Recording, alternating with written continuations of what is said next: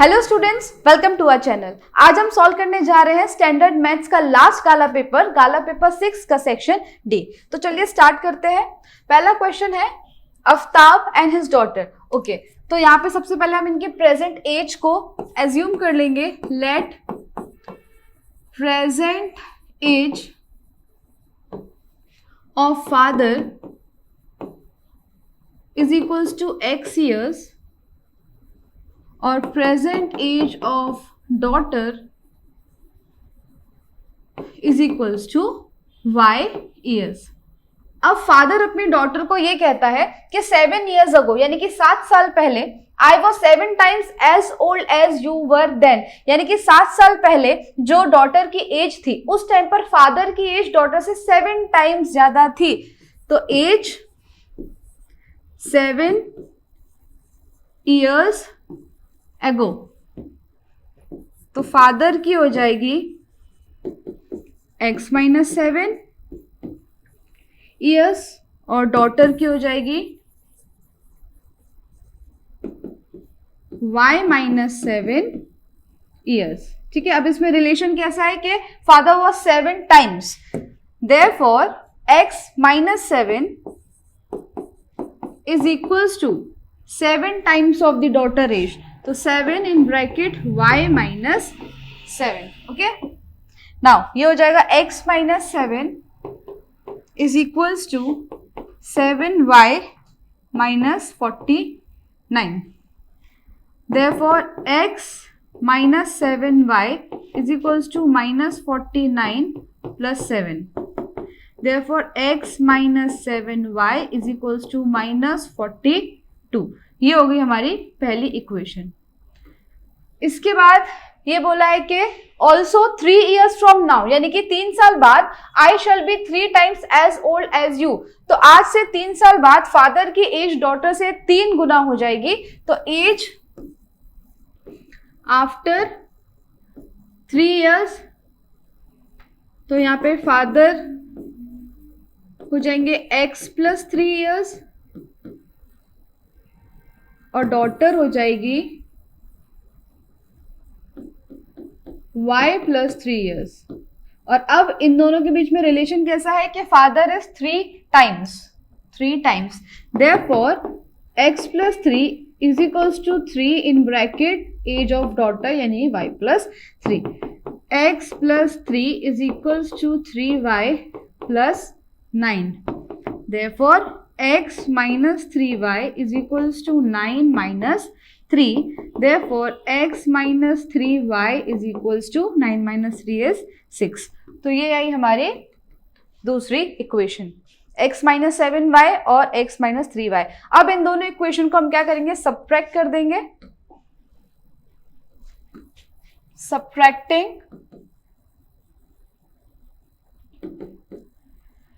Equation 1 और 2। पहली equation क्या थी, x -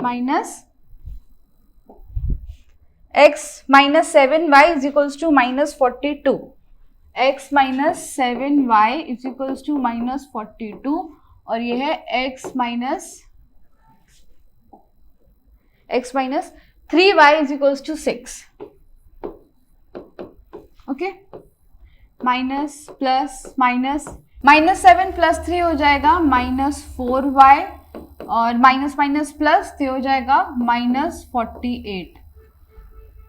minus minus cancel, therefore 4y is equals to 48। Therefore y is equals to 48 by 4, 4 1 = 4, 4 2 = 8। तो y की वैल्यू क्या आ गई, 12। अब 12 को हम एक इक्वेशन में रख देंगे, x - 7y is equals to -42, therefore x - 7 in bracket 12 is equals to -42। therefore x 12 7 से कितना होता है, 84 is equals to -42। therefore x is equals to -42 plus 84। तो x की वैल्यू क्या आ जाएगी, 84 - 42 कितना होता है, 42। हमको प्रेजेंट एज पूछी थी फादर की, जो कि हमने एज्यूम किया था x, तो father's present age is equals to 42 years और daughter's present age is equals to 12 years. Clear हुआ? Next, the area of a rectangular plot is 528 metre square. तो एरिया ऑफ रेक्टेंगल देके रखा है 528 metre square. The length of the plot is 1 more than twice its breadth. Let the breadth is equals to x. तो length कितनी हो जाएगी? 1 more than twice its breadth, तो 2x plus 1, ठीक है, ये लेंथ हो गई और ये ब्रेथ। एरिया देखे रखा है और हमको लेंथ और ब्रेथ दोनों फाइंड करना है। तो area of rectangle is equals to length into breadth. Therefore 528 is equals to length है x और breadth है 2x plus 1. Therefore 528 is equals to 2x square plus x. Therefore 2x square plus x minus 528 is equals to 0. अब 528 into 2 के ऐसे factors जिनको subtract करने पर 1 आए, तो 528 2 2 जा 4 2 6 जा 12 2 4 जा 8 2 1 जा 2 2 3 जा 6 2 2 जा 4 2 6 जा 12 2 6 जा 12 3 2 3 जा 6 2 3 जा 6 3 1 जा 3 3 1 जा 3 और 11 1 जा 11। ये 528 हो गया और यहाँ पे 2 भी था तो एक 2 और ले लेंगे। अब इनको इस तरीके से बनाना है कि सबट्रैक्ट करने पर 1 आए। तो 2 2 जा 4 4 2 जा 8 8 2 जा 16 16 2 जा 32 और 11 3 जा 33, तो 32 and 33। Therefore 2x square plus 33x minus 32x minus 528 is equals to 0। यहाँ पर x कॉमन आएगा, अंदर बचेगा 2x plus 33। फिर यहाँ पे कॉमन आएगा 2 1 जा 2 2 6 जा 12 माइनस 16, अंदर बचेगा x plus 33, okay, is equals to 0। तो x माइनस 16 और दूसरा है 2x plus 33 is equals to 0. Therefore x minus 16 is equals to 0 और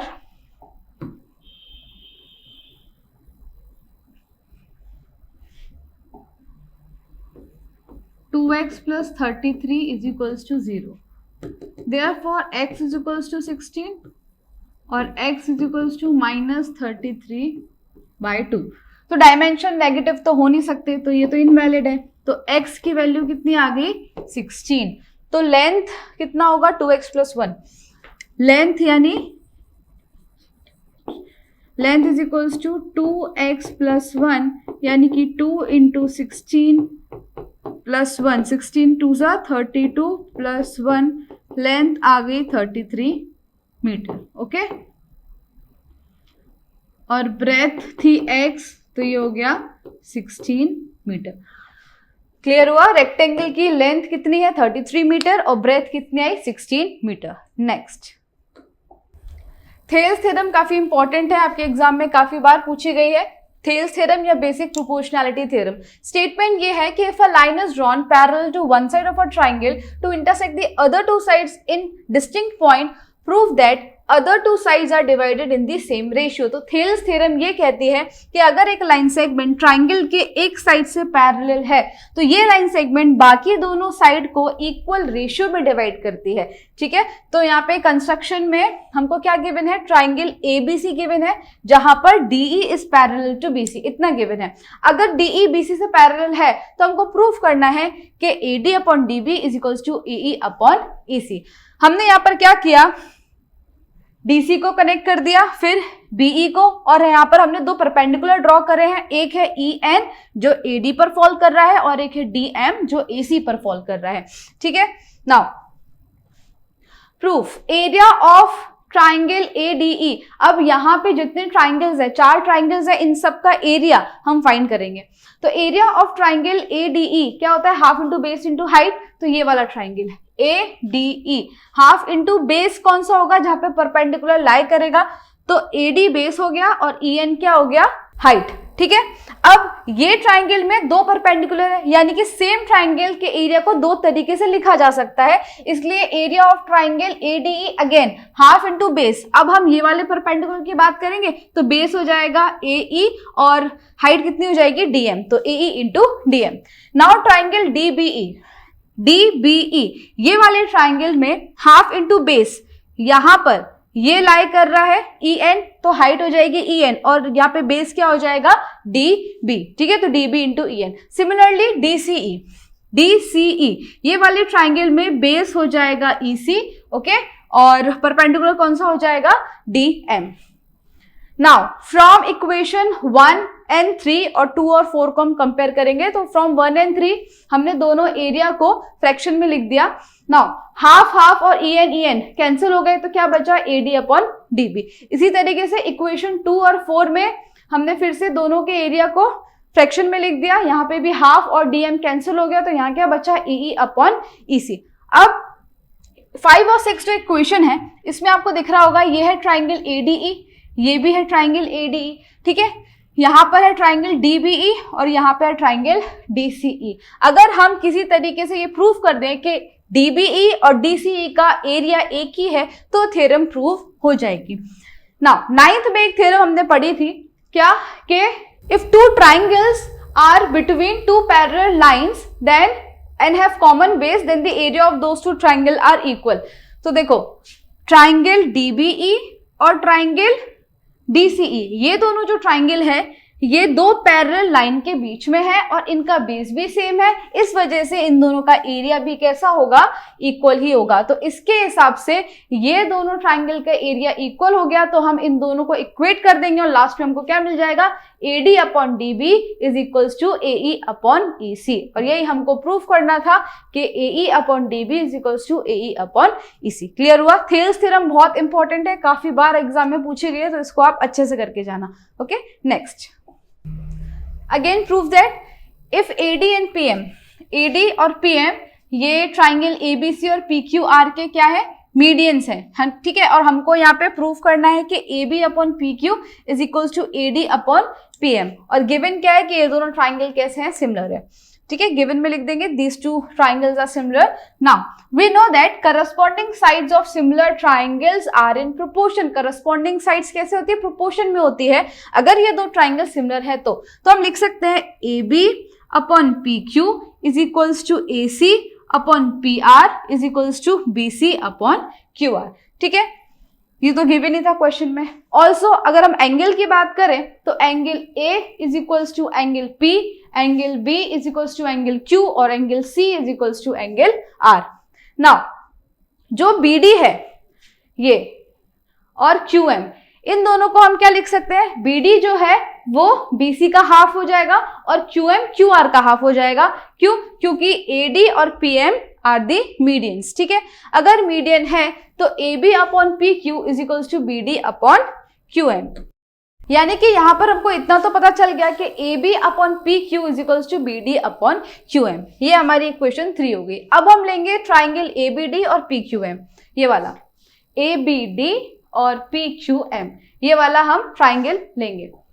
तो इन दोनों ट्राइंगल में सबसे पहले तो AB upon PQ is equals to BD upon QM।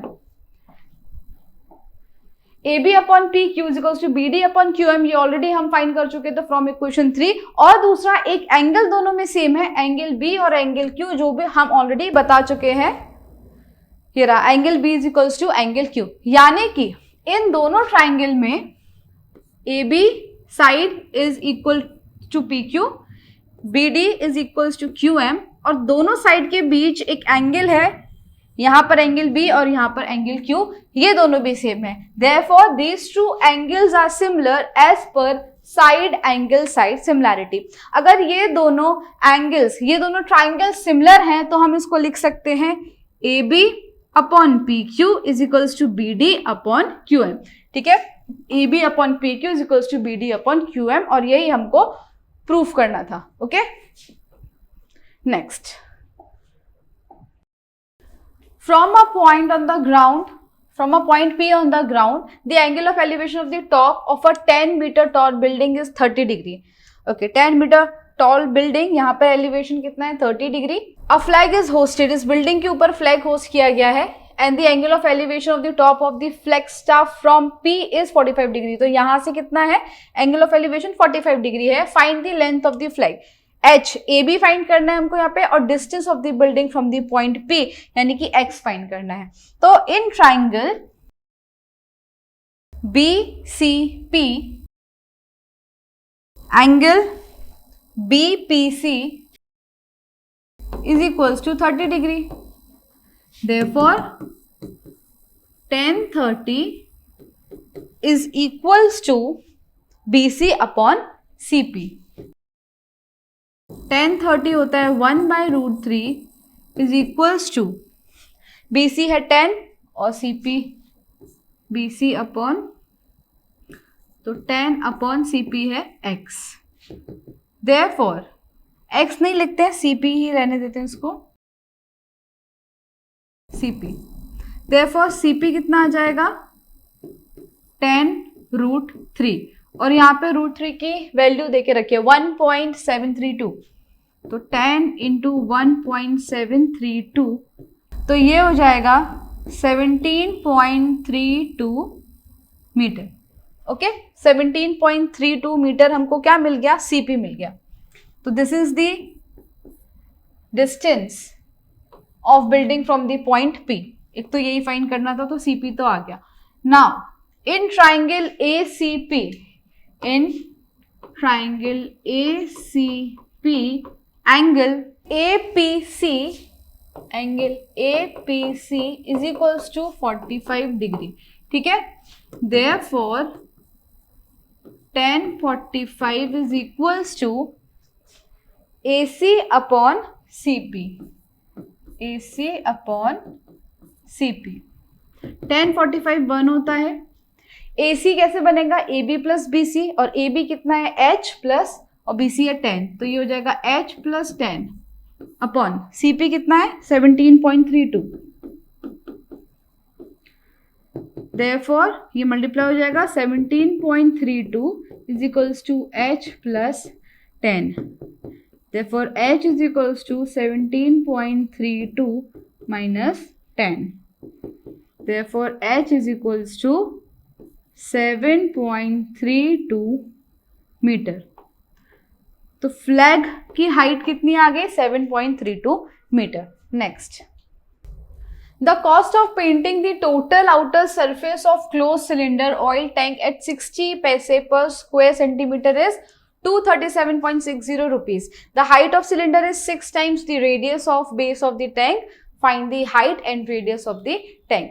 तो यहाँ पर सिलिंड्रिकल क्लोज्ड ऑयल टैंक की बात हो रही है, और 60 पैसा पर स्क्वायर सेंटीमीटर पेंट करने का कितना है 237.60.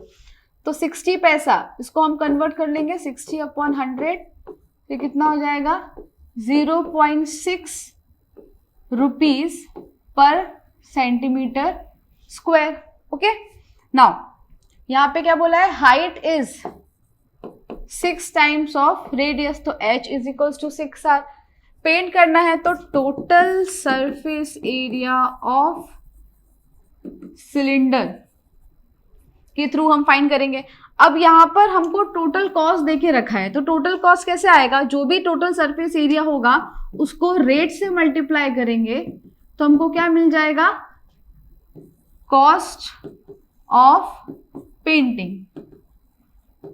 ठीक है, तो टोटल सरफेस एरिया अभी हमको पता नहीं है, तो इसको हम x अज्यूम कर लेते हैं इनटू रेट रुपीज के हिसाब से 0.6, और is equals to total cost हमको गिवन है 237.60.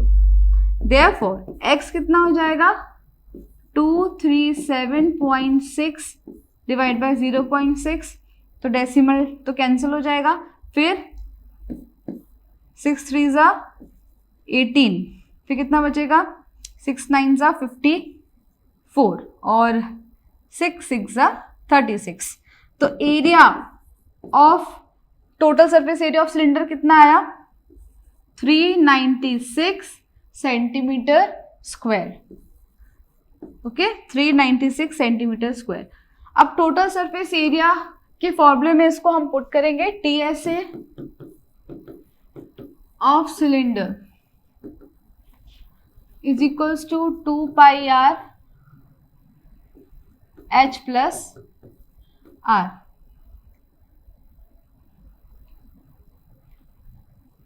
तो ये गिवन है 396 is equals to 2 pi R और H कितना है? 6R है, तो H की जगह हम लिख देंगे 6R plus R।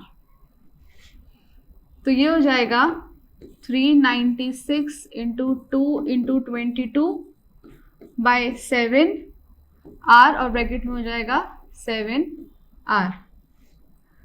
Therefore 396 is equals to 44 by 7 into 7R into R square, 7 7 cancel, तो R स्क्वायर हो जाएगा 396 अपॉन 44। 11 4 ज़ा 44, 11 3 ज़ा 33, 11 6 ज़ा 66, 4 1 ज़ा 4, 4 9 ज़ा 36। तो R स्क्वायर आया 9, तो R कितना होगा? 3 का स्क्वायर होता है 9, तो R होगा 3 सेंटीमीटर। ठीक है, तो रेडियस आ गया 3 सेंटीमीटर। अब हमको हाइट फाइंड करनी है। हाइट कितना है? 6 टाइम्स 6R। ठीक है, तो हो जाएगा 6 इंटू 3, 6 3 का होता है 18 सेंटीमीटर। ओके, तो हाइट आ गई सिलेंडर की 18 सेंटीमीटर और रेडियस आया 3 centimetre. Clear? Next, an ice cream cone is the union of a right circular cone and a hemisphere that has the same base as cone, यानी कि रेडियस सेम है। And the volume of ice cream if find the volume of ice cream if height of the cone is conical part is 9, तो H 9 centimetre, radius हो जाएगा 2.5 centimetre. हमको find करना है volume of ice cream. Volume of ice cream is equals to volume of cone plus volume of hemisphere. तो volume of cone 1/3 pi R square H, volume of hemisphere 2/3 pi R cube. तो यहाँ पे 1/3 पाई R square common आ जाएगा, अंदर बचेगा H plus 2R। 1/3 पाई की value given नहीं है, तो 22/7 इंटू R स्क्वायर यानी कि 2.5 square in bracket H 9 plus 2 into 2.5, तो 1/3 इंटू 22/7 इंटू 6.25 और 2.5 इंटू 2 कितना हो जाएगा? 5, और 9 प्लस 5 कितना होता है? 14। तो 7 1 ज़ा 7 और 7 2 ज़ा 14, तो हो गया 44। तो 6.25 इंटू 44, 4 5 ज़ा 20, 4 2 ज़ा 8 9 10, 4 6 ज़ा 24 और 1 25, तो 2500 00572, 2 के बाद पॉइंट, तो 275। ओके, तो ये आ गया 275 डिवाइड बाय 3। अब इसको 3 से डिवाइड करेंगे तो 3 9 ज़ा 1 ज़ा और 6 6 आता रहेगा, तो इसको हम लिख सकते हैं 91.67 सेंटीमीटर क्यूब, और ऐसे भी लिख सकते हैं 91 2/3 centimetre cube is the volume of ice cream. ठीक है, 0.66 को हम 2/3 भी लिख सकते हैं। क्लियर? नेक्स्ट, मिसिंग फ्रीक्वेंसी का क्वेश्चन है और हमको मोड दे के रखा है 33 1/3, यानी कि Z is equals to 33 1/3। Mix fraction को इम्प्रॉपर में कर लेते हैं, तो 99 इंटू 1 100/3, ये है मोड। ये F1 हो जाएगा, ये F0 और ये F2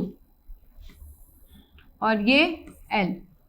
फॉर्मूला लगाएंगे direct, Z is equals to L1 plus F1 minus F0 divide by 2F1 minus F0 minus F2 into H।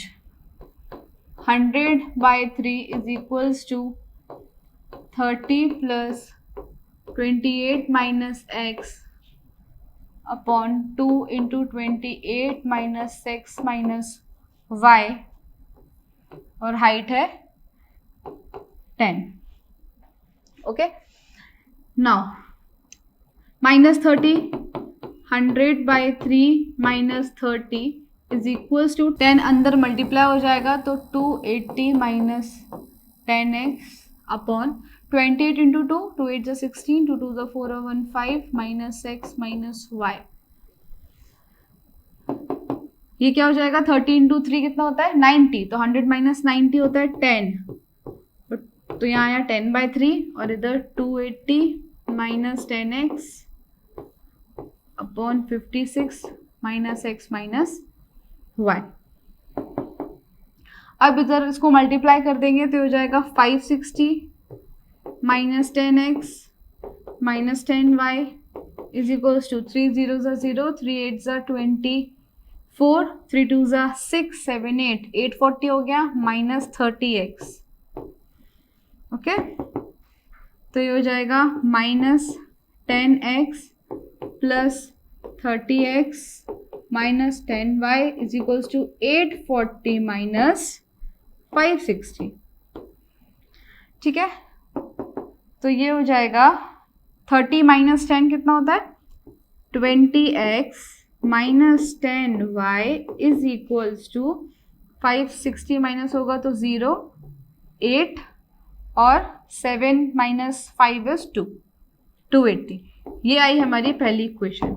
अच्छा, यहाँ पर हमको टोटल फ्रीक्वेंसी देके रखी है 100, तो sigma f is equals to 100 और अगर हम यहाँ टोटल करें तो कितना आएगा 20 30 40 फिर 50 56, तो 56 प्लस x प्लस y ये आएगा सिग्मा f। तो 56 plus x plus y is equals to 100, therefore x plus y is equals to 100 minus 56, तो x प्लस y कितना आ जाएगा 4 हो जाएगा 60 और 44। ठीक है, तो ये दूसरी इक्वेशन हो गई। यहां पर हम 10 को कॉमन निकाल सकते हैं। ठीक है, तो इस इक्वेशन को हम लिख लेंगे, अगर 10 से डिवाइड कर दिया तो ये हो जाएगा 2x minus y is equals to 28। ठीक है, ये बनेगी इक्वेशन पहली वाली, first 2x minus y is equals to 28 और वहां पे x plus y is equals to 44। अब दोनों ही इक्वेशन को ऐड कर देंगे, x plus y is equals to 44, 2x minus y is equals to 28, y cancel, 3x is equals to 4 5 6 और 1 7, x is equals to 72/3, 3 2 जा 6 और 3 4 जा 12, तो x की वैल्यू कितनी आ गई 24। अब x की वैल्यू इक्वेशन में रख देंगे, x plus y is equals to 44, तो 24 plus y is equals to 44, therefore y is equals to 44 minus 24, therefore y is equals to 20। तो दो मिसिंग फ्रीक्वेंसी जो थी वो आई 24 और 20, x आया 24 और y कितना आया 20। क्लियर? तो ये था सॉल्यूशन स्टैंडर्ड मैथ्स गाला पेपर 6 सेक्शन डी का, और यहाँ पे हमारा सारा स्टैंडर्ड मैथ्स का सारे सेक्शंस कंप्लीट हो जाते हैं। अगर आपको कोई भी डाउट हो तो आप कमेंट सेक्शन में पूछ सकते हैं और आपको इन सबका सॉल्यूशन हमारी ऐप यूजीटी पर PDF के फॉर्म में मिल जाएगा। अगर आपको वीडियो पसंद आया हो, do like share and subscribe our channel. Thank you.